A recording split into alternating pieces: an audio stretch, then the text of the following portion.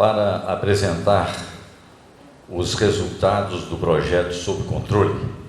Nós convidamos o analista de controle externo do Tribunal de Contas, Tiago Henrique da Silva. O Tiago é formado em logística militar pelo Exército Brasileiro, é contador, é especialista em contabilidade pública e responsabilidade fiscal pelo Centro Universitário Internacional. É também especialista em gestão pública, com ênfase em licitações e contratos pela Universidade de Araraquara e especialista em finanças públicas pela Escola de Contas e Capacitação Professor Pedro Aleixo. Portanto, com todos vocês, o Tiago Henrique da Silva. Bom dia a todos. Antes de começar a nossa apresentação, eu gostaria de estar manifestando a honra de estar aqui nesse evento, o primeiro treinamento de controle interno na primeira região do estado. Então, para mim é um motivo de muita honra começar a realizar essa palestra.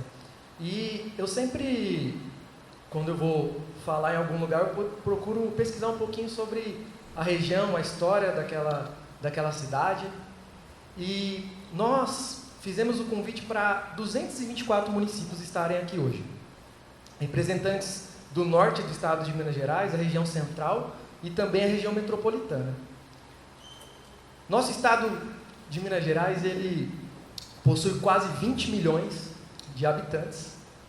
E eu fiz algumas pesquisas de quais países será que caberiam em nosso estado de Minas Gerais.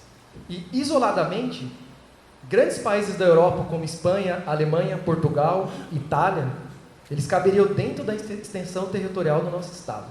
E, conjuntamente, grandes potências como Suíça, Dinamarca, Reino Unido, Hungria e Croácia também caberiam no nosso estado, na extensão territorial do nosso estado, que muitas pessoas falam de extensões continentais.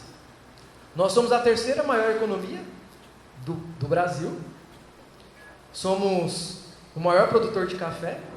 Aliás, a segunda bebida depois da água mais consumida do mundo.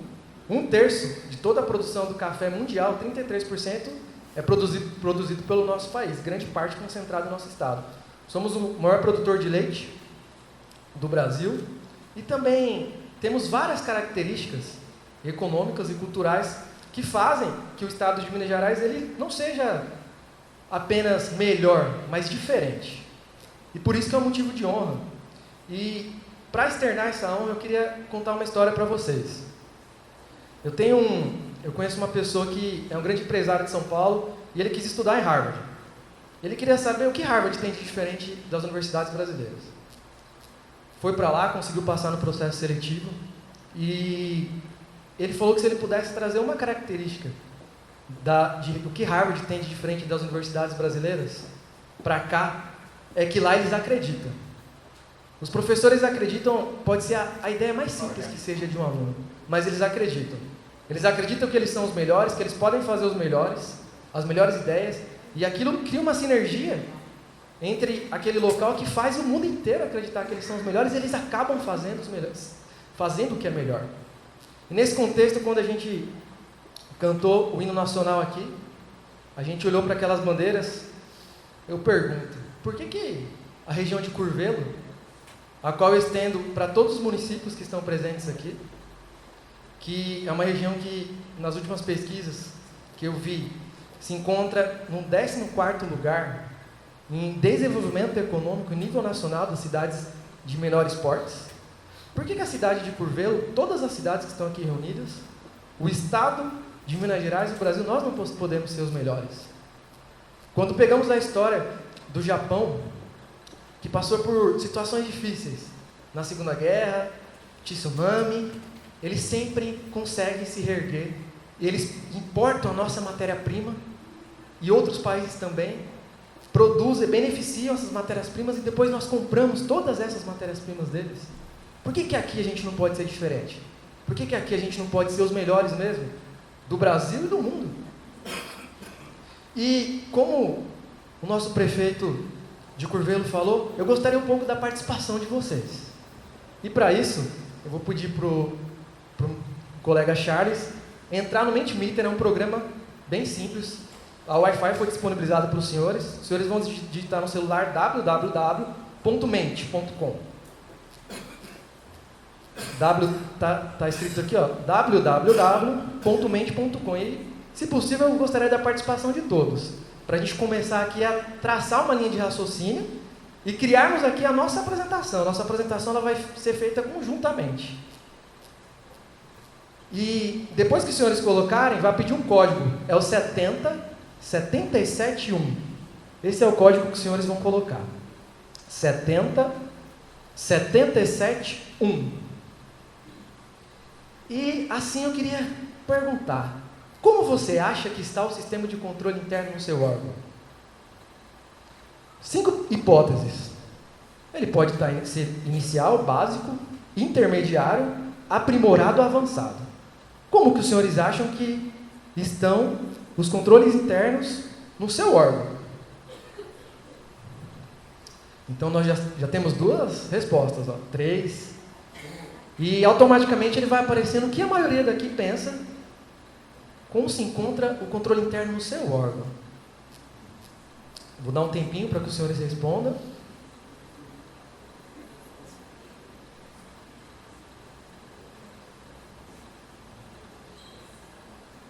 Está subindo já 10 participações.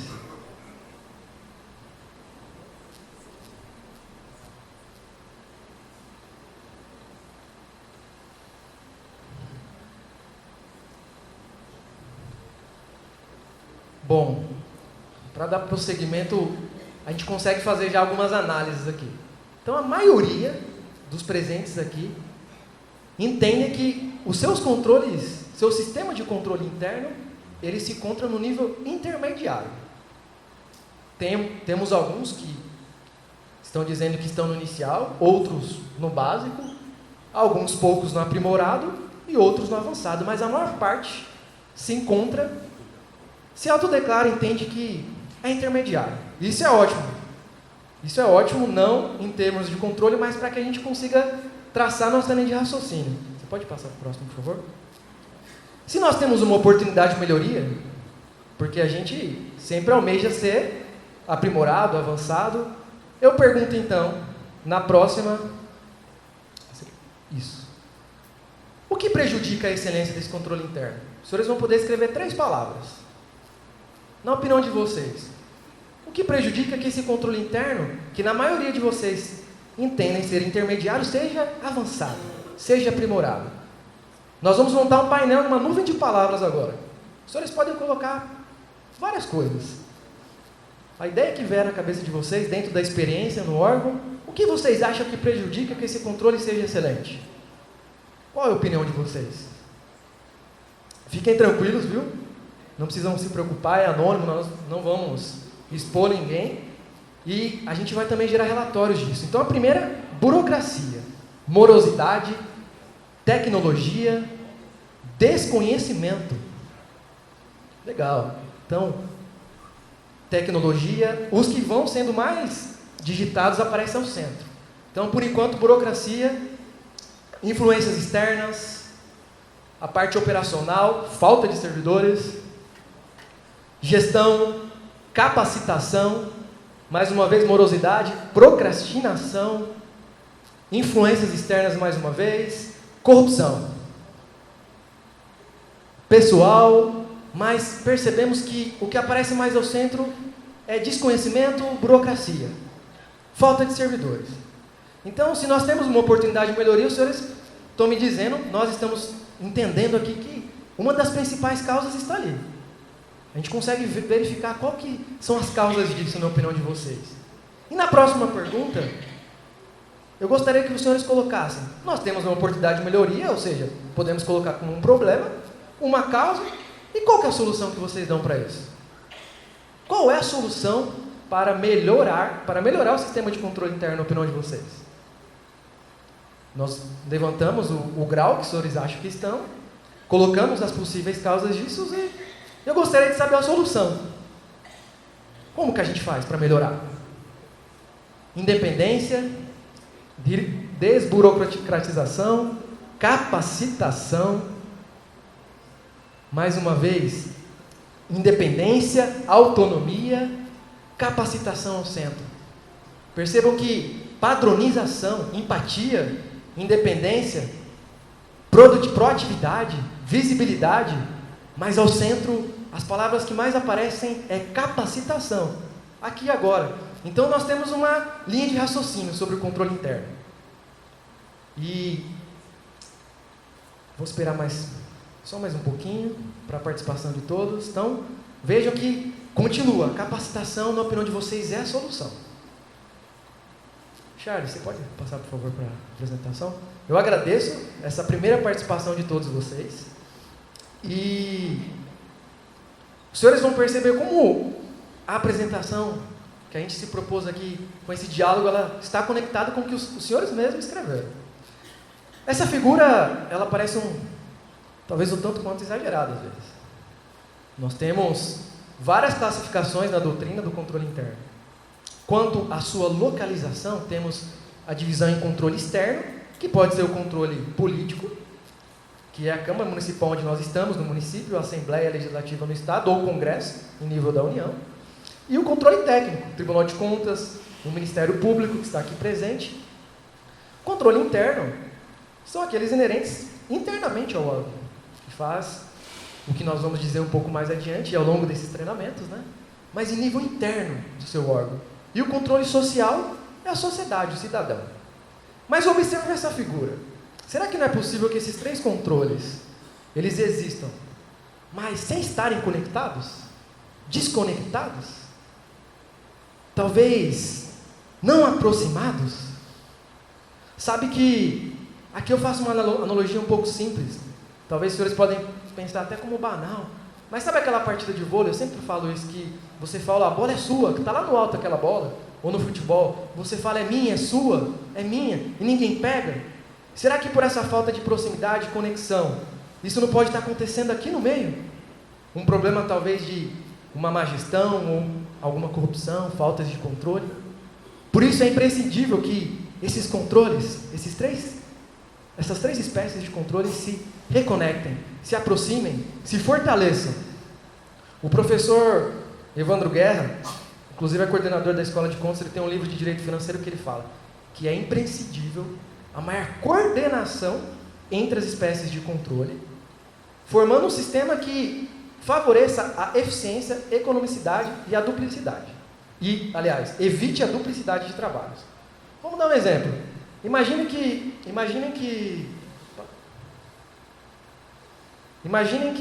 a controladoria aqui de Curvelo resolva dar uma atenção para a merenda escolar.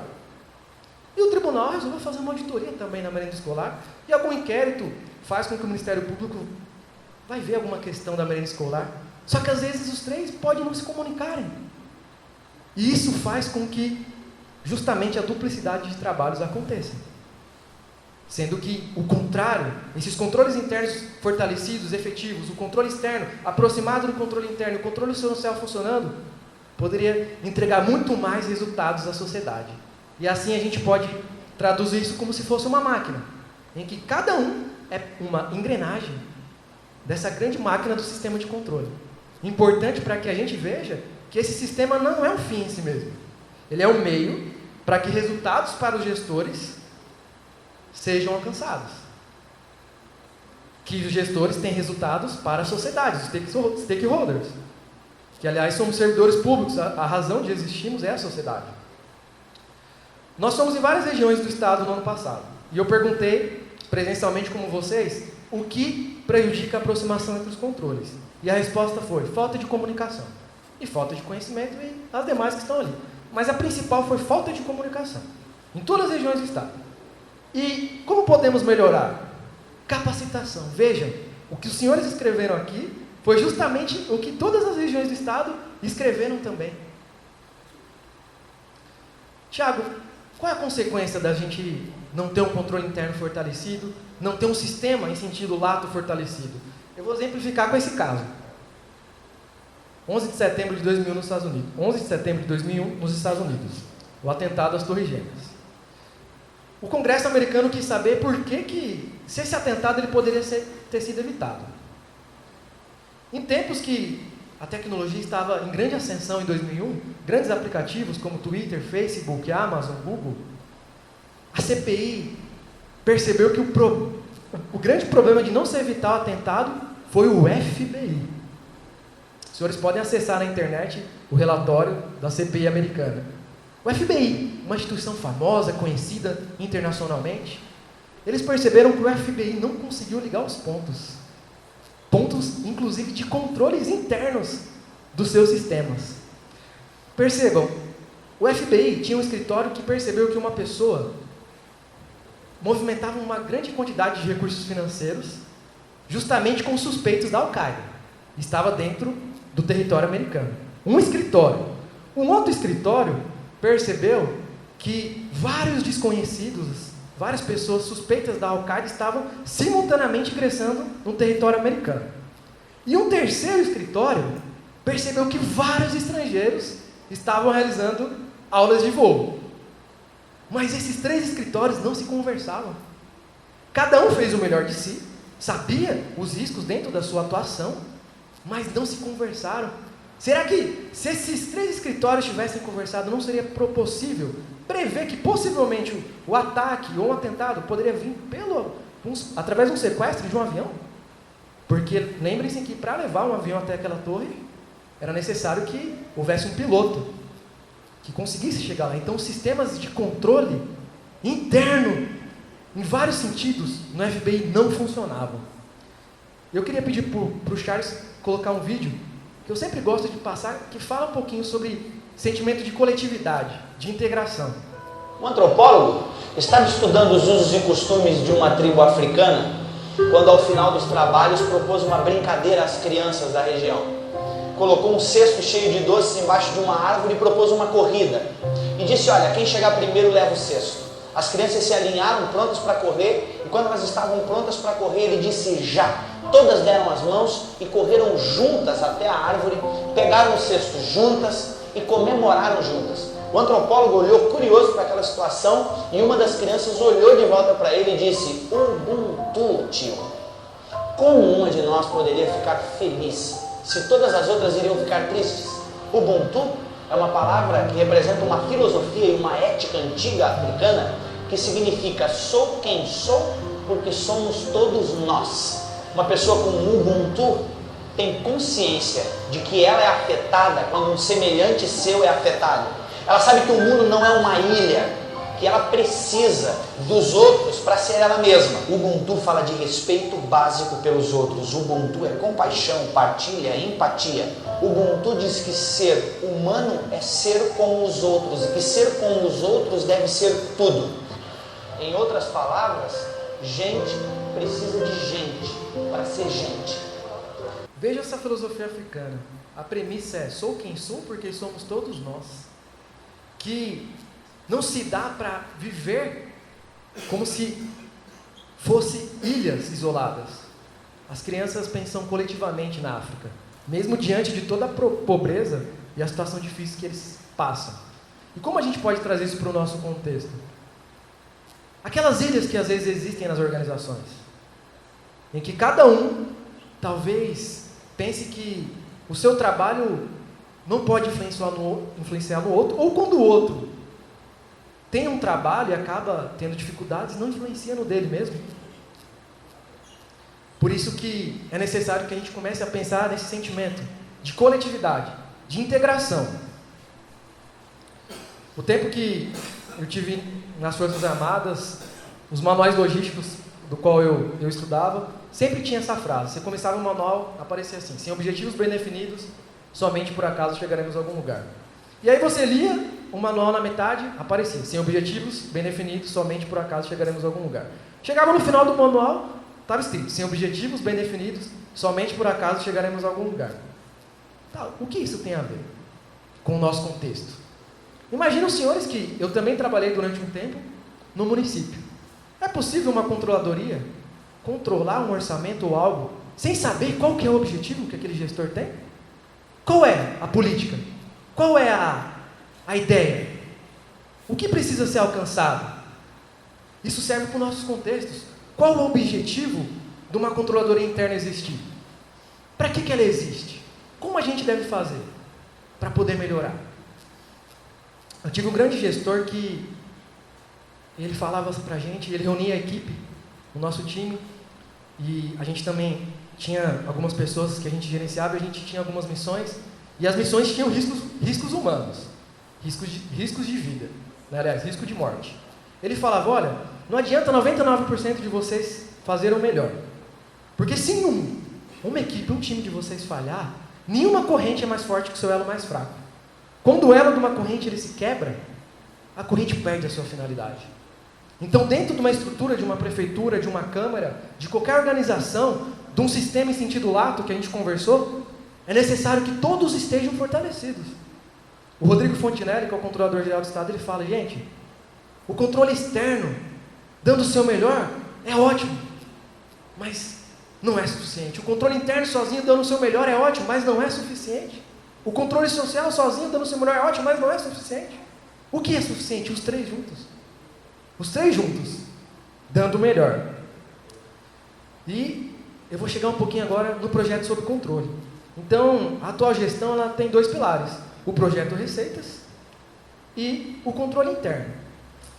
Eu vou mostrar rapidamente 4 grandes ações que a gente tem realizado sobre o projeto sobre controle. A primeira foi o levantamento do grau de maturidade dos 853 municípios. Então, como se encontram esses municípios? Vou falar mais adiante e já vou trazer os resultados disso, que eu sei aqui que 90% aqui da região norte, central e metropolitana responderam, e nós já temos um diagnóstico para vocês. Um segundo foi, lembra que a grande argumentação foi que faltava uma interação? Então, por exemplo, os senhores podem visitar o nosso stand ao longo do evento, hoje e amanhã, atividades de interação como um caça-palavras com textos de controle interno. Você sabia? Os senhores vão perceber no stand que tem o Você Sabia, são decisões do tribunal e também vários normativos que tratam do controle interno. Fizemos frases curtas, os senhores podem ir lá pegar, ler.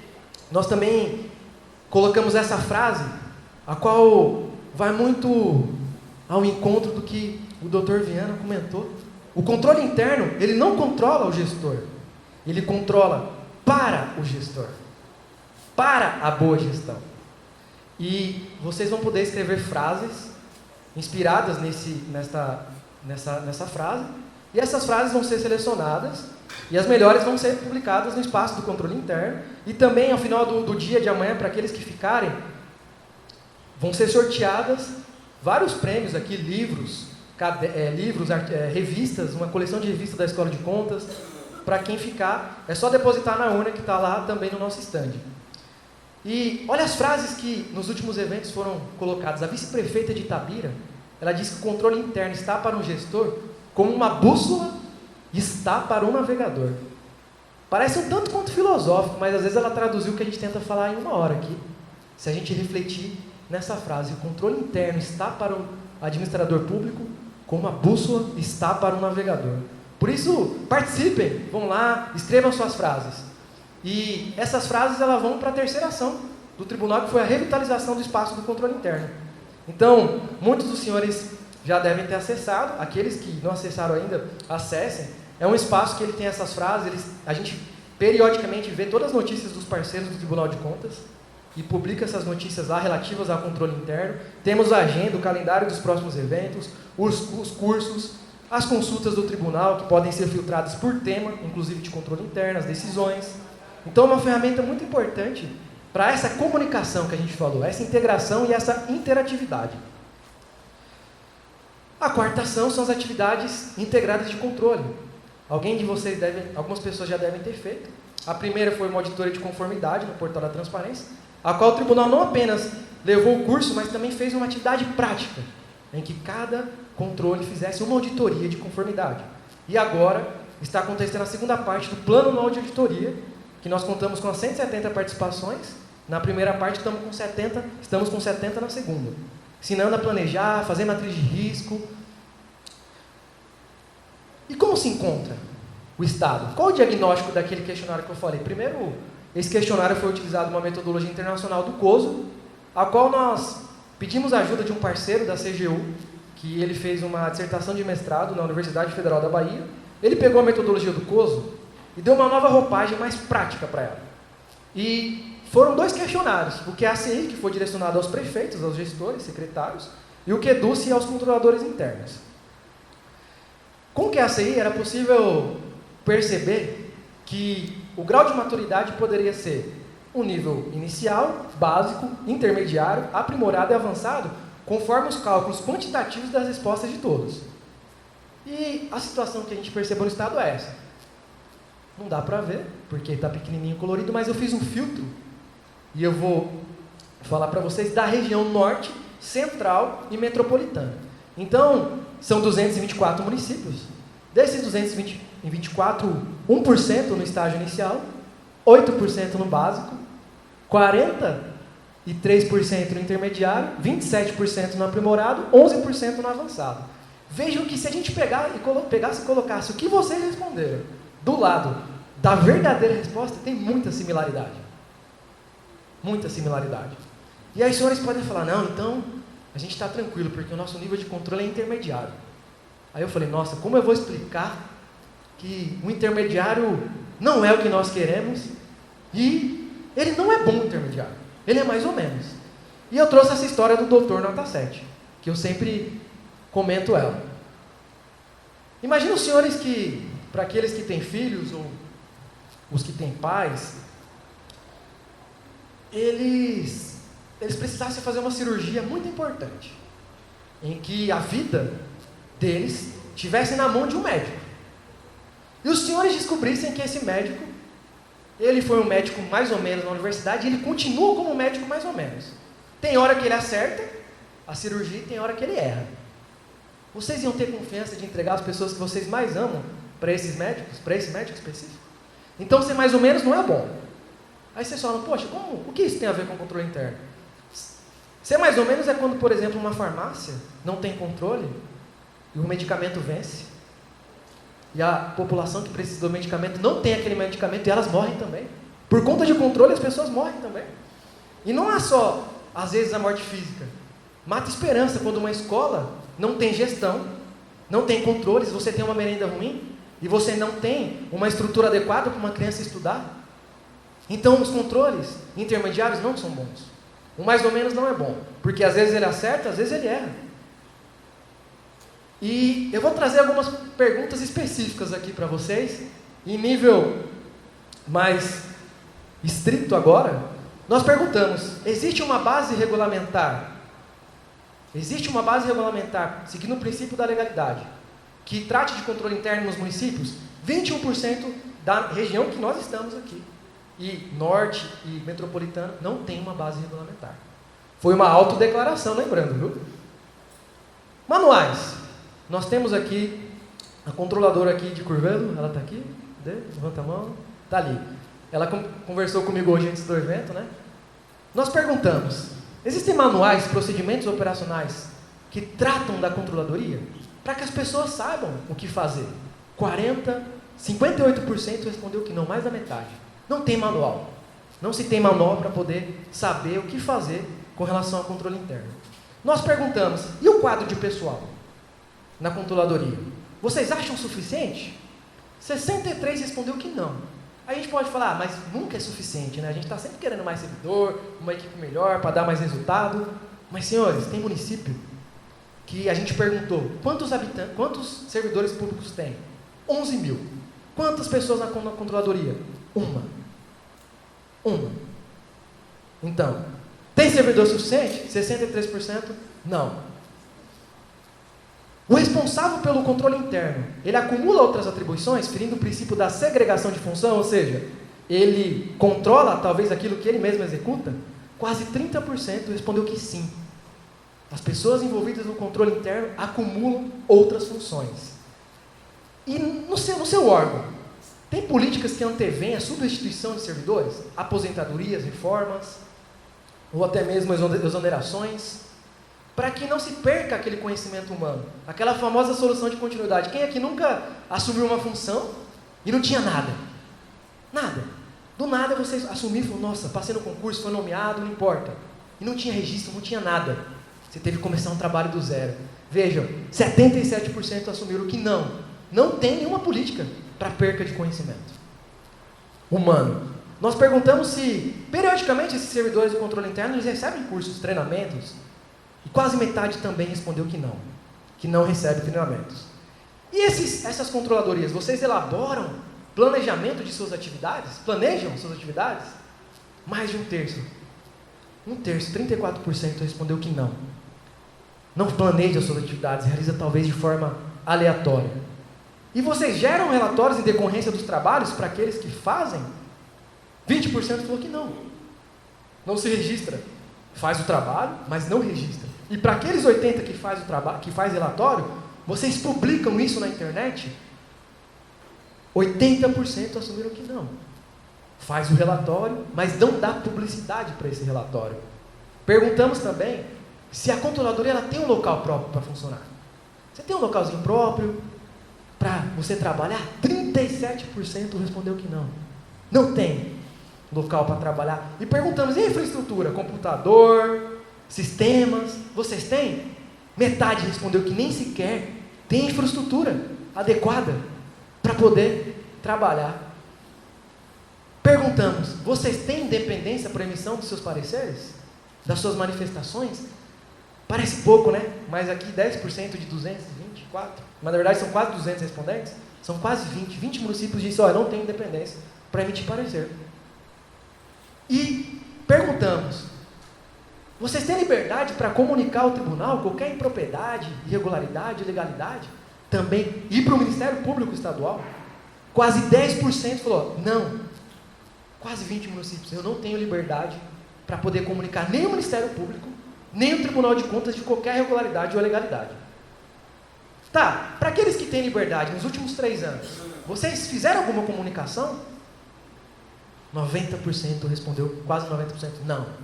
Não comunicamos nada, nem ao Tribunal de Contas, nem ao Ministério Público Estadual. Vocês monitoram as suas próprias recomendações? O controle interno trabalha, realiza o seu planejamento, faz os seus trabalhos, você monitora aquilo que você faz, para saber se está sendo executado, assessora a gestão, nesse sentido? 25%, um quarto falou, não, a gente não monitora aquilo mesmo que a gente faz. E as recomendações e determinações que o Tribunal de Contas expede, vocês monitoram essas recomendações? 21% assumiram que não. Não monitora as recomendações do Tribunal de Contas. E vocês têm liberdade para acessar todas as repartições da prefeitura? Todos os sistemas? É dado autonomia para vocês, liberdade? 10%, 11% respondeu que não. Não possui essa autonomia. O gestor, ele reconhece vocês como importante, como fundamental para uma boa administração? Quase também 20 municípios dizem que não. Que o gestor não reconhece o controle interno como responsável por uma boa gestão, como importante para a gestão.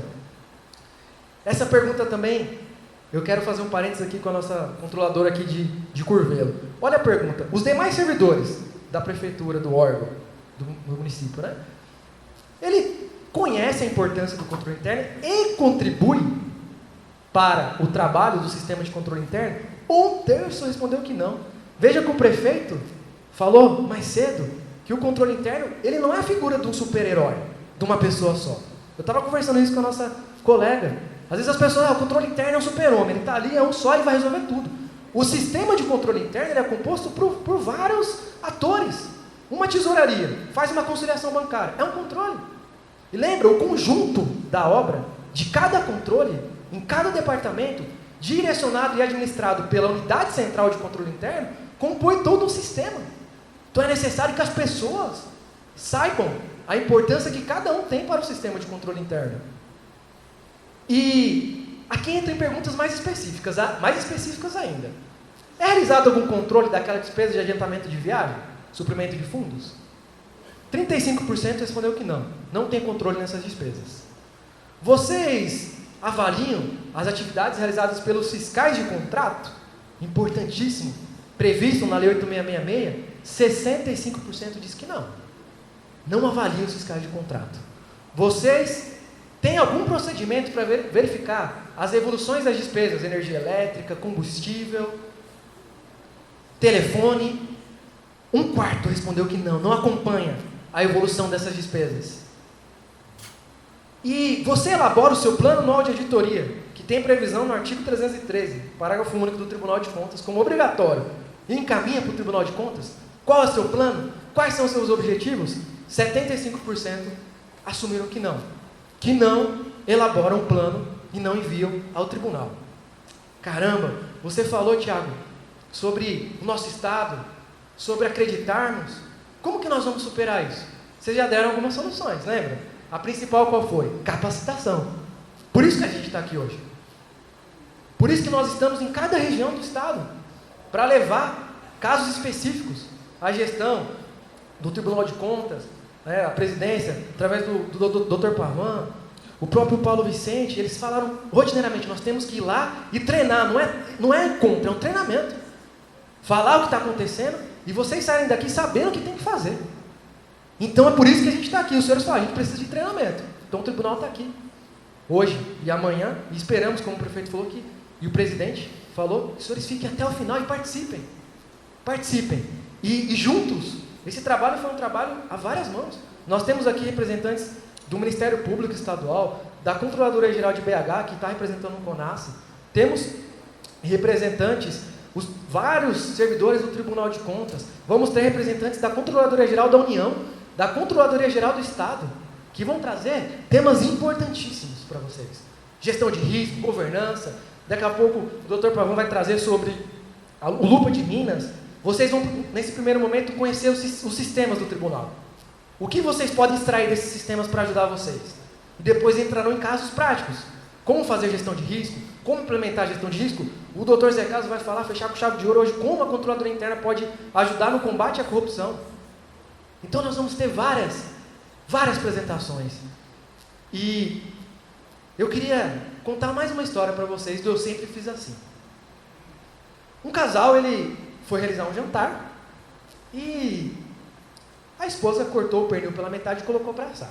O marido perguntou, querida, por que você está cortando o pernil pela metade? Ela falou, querido, minha mãe me ensinou assim.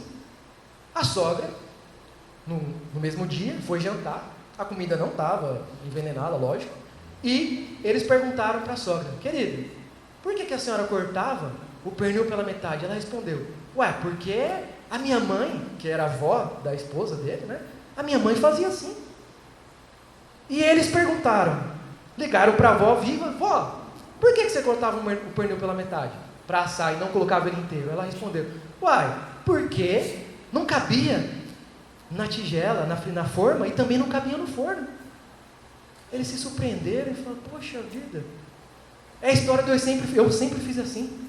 Quem aqui nunca passou por uma situação na administração pública de ter um procedimento e alguém fala, sempre foi assim?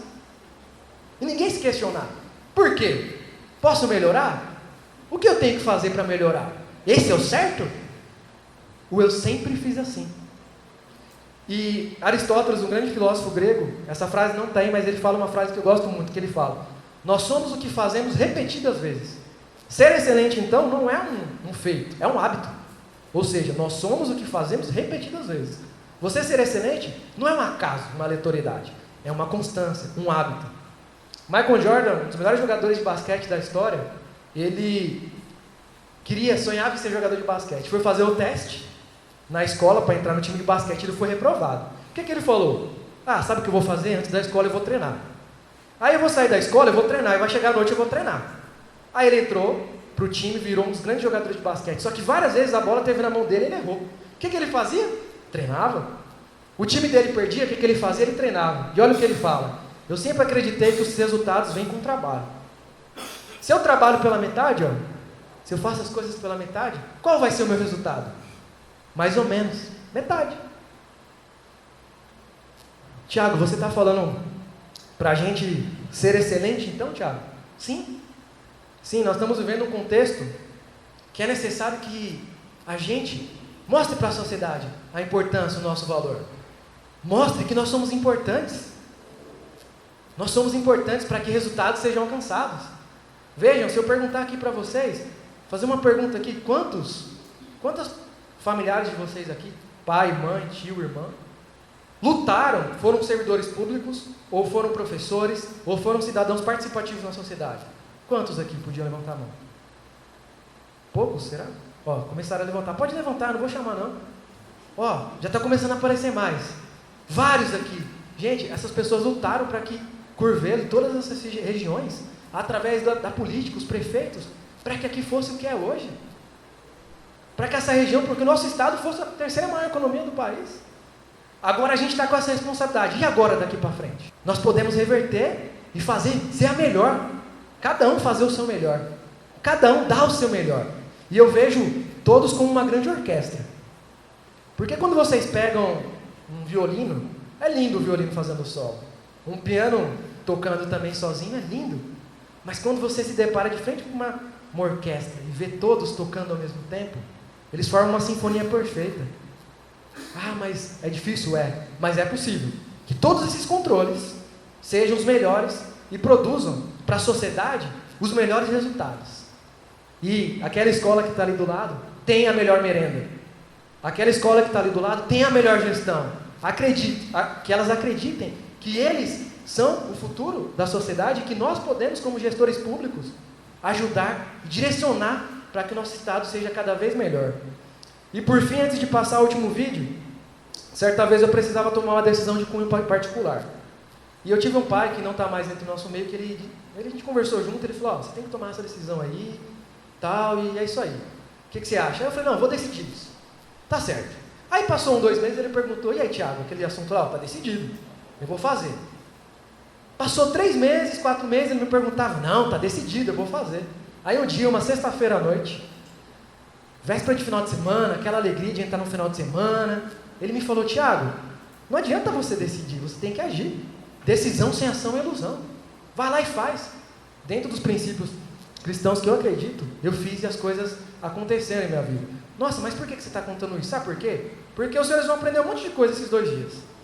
Aí os senhores anotam, participam, aí fala, não, eu vou mudar, eu vou decidir, só que vai precisar o segundo passo.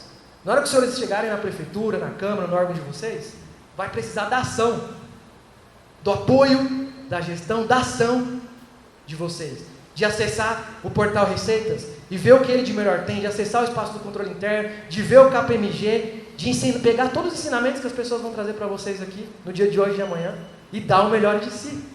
Lembra? Fazer com que esses controles não sejam mais ou menos. Porque as pessoas, o cidadão não merece o controle mais ou menos. Nós não merecemos, os nossos filhos, os nossos pais, os nossos familiares. E fazer com que esses controles sejam os melhores. E assim eu queria que cadê o... Você podia, por favor, colocar um vídeo final que fala um pouquinho disso que eu acabei de dizer. Empreendedor do amanhã.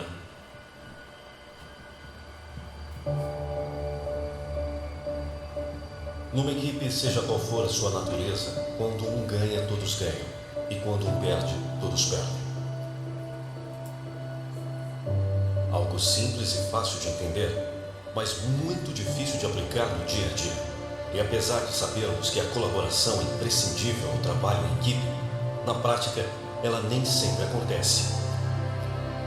Segundo Walt Disney, você pode sonhar, criar, desenhar e construir um lugar mais maravilhoso do mundo, mas é necessário ter pessoas para transformar seu sonho em realidade. Mas para que o sonho de um mundo melhor se estabeleça, seja esse mundo, a sua casa, a sua família, o seu casamento, as suas amizades, o seu bairro, a sua cidade, o seu departamento, a sua empresa ou o seu país, é preciso que as pessoas envolvidas substituam o egoísmo pelo altruísmo. E então se disponham a colaborar com aquilo que tem de melhor para que os outros sejam felizes.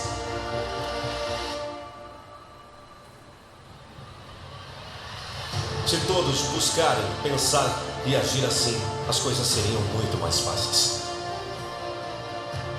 Vivemos uma época que nos induz a pensar que ter é mais importante que ser, que manter as aparências é mais importante que manter o caráter, a integridade e a confiança, e que para sermos bem-sucedidos precisamos cuidar para que o nosso quadrado não seja invadido. E com isso muitas vezes nos esquecemos de que somos seres sociais e que não estamos nesse mundo para viver, mas para conviver, viver juntos e também juntos buscarmos algo melhor para todos. Só existe, portanto, uma solução para que alguém decida deixar de olhar apenas para si mesmo e comece a olhar para aqueles que estão ao seu redor e então use a sua colher para alimentá-los. Com o tempo, todos perceberão que essa é a única maneira de criar um ambiente onde dividir significa compartilhar. E a grande notícia é que esse alguém pode ser você. E essa decisão depende apenas, exclusivamente de uma pessoa. Você! E então, vamos nessa? E senhores, aproveite o treinamento. Obrigado.